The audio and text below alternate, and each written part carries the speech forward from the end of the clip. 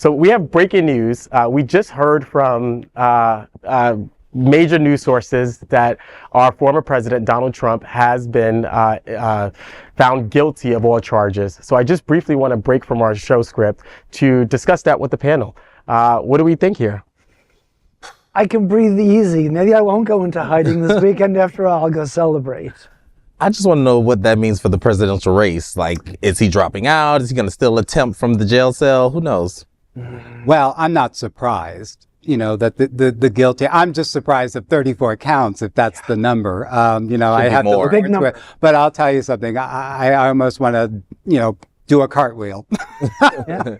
Yeah, I think what's important here is to your question, Corey. What does this mean for the presidential race? Yes. What's going to be that impact? Yeah. Can he still run technically? I think that's a question that perhaps the Supreme Court will have to answer, and we know what the Supreme Court demographics look like. It will side with him, but I think a much larger question is how will this impact public opinion, and how will this impact people's voting? Will this impact people's voting? Will people say that, well, who wants to nominate and elect a person who has been found guilty of all these charges? Have you seen his followers? That too. So I think there's a lot of questions. I think, and it's really hot off the press. I would say that maybe justice have been served. I don't know, perhaps. These juries are impartial, right? Like there are 12 members who, theoretically listened to the case, listened to the testimony, evaluated the evidence, and based their decisions based on that, based on what was presented.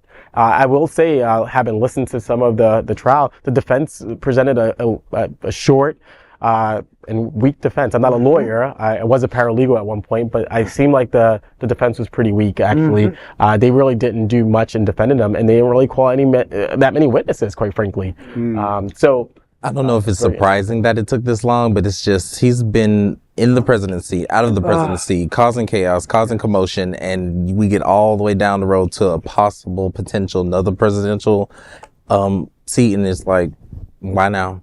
Why not 6 months ago, a year ago? Right. Yeah. It would take a long time. What's our country going to look like if we elect a convicted criminal now at this point? What is that saying for us? Well, criminal, sexual, sex offender. I mean, we're already the laughing stock of the world. To be honest with you. People look at our politics and say, "My God, it's a shame." In terms of how we're looked at internationally and globally.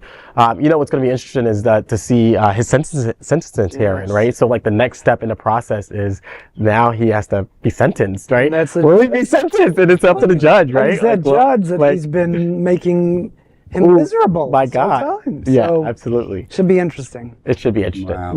Well, thank you for commenting on his breaking news. Stay tuned. I'm sure Queer News Tonight will continue to cover this as we learn more.